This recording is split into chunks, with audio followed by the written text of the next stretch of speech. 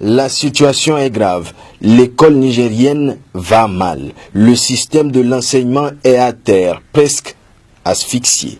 Le tableau sombre que dresse le ministre de l'enseignement primaire, de l'alphabétisation et de la promotion des langues nationales et de l'éducation civique, Dr Daouda Marté, rendrait tout le monde perplexe. Le 13 novembre dernier, nous avons mené une évaluation en mathématiques et en français pour comprendre réellement qu'est-ce qui ne va pas.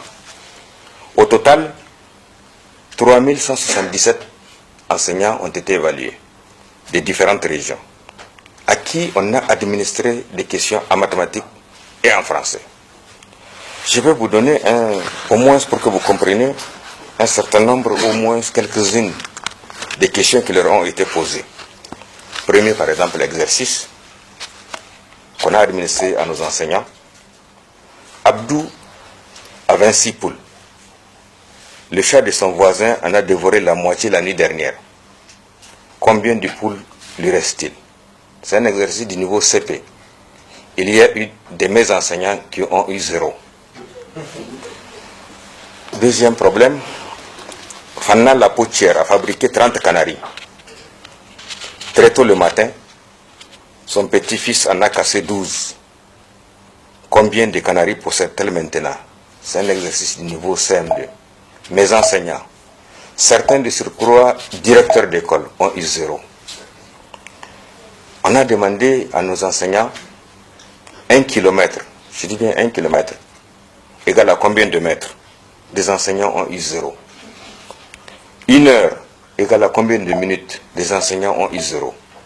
Vous voyez bien que, à partir de cet instant, nous sommes interpellés tous. Déjà, en mars, dans les congés de Pâques, est prévue une évaluation de niveau de tous les 72 000 enseignants créés en main que compte le Niger. Cette évaluation des enseignants et leurs élèves est née de la volonté du ministre Marté de promouvoir la qualité au niveau de l'enseignement primaire depuis sa nomination et sa prise de contact avec les cadres du ministère dont il a la charge. Elle se fera en 2 étapes. La phase théorique que je viens de vous parler, où on va leur administrer des questions en mathématiques et en français. La phase pratique, elle va être en situation de classe. On va retrouver tous nos enseignants là.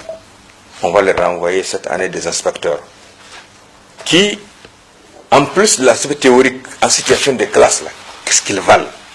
Est-ce qu'ils savent tenir? Est-ce qu'ils savent conduire une leçon? Nous allons les renvoyer des inspecteurs qui vont les examiner tous. J'ai informé à la réunion de septembre tous les inspecteurs de ne nommer comme directeur d'école que les méritants, quelle qu'en soit leur couleur politique. À l'école, on ne doit pas avoir de la politique. On ne doit pas faire de la politique à l'école. Le système de l'enseignement est défaillant. Il fallait donc agir, prendre des dispositions.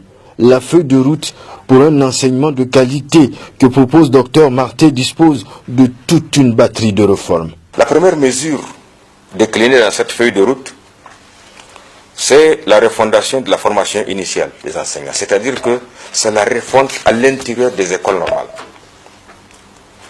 Ça signifie quoi? Non, qu'on ne peut plus accepter n'importe qui à l'école normale. Ça, c'est fini. Ça signifie quoi? Ne devient enseignant pas celui qui veut. Non, non, je veux être enseignant, mais celui qui peut. Deuxième chose, on ne recrutera plus un enseignant sans formation initiale. Parce que tu es titulaire du BPC ou du bac, tu veux être enseignant, c'est fini. L'entrée par les langues nationales. C'est quoi cette entrée par les langues nationales?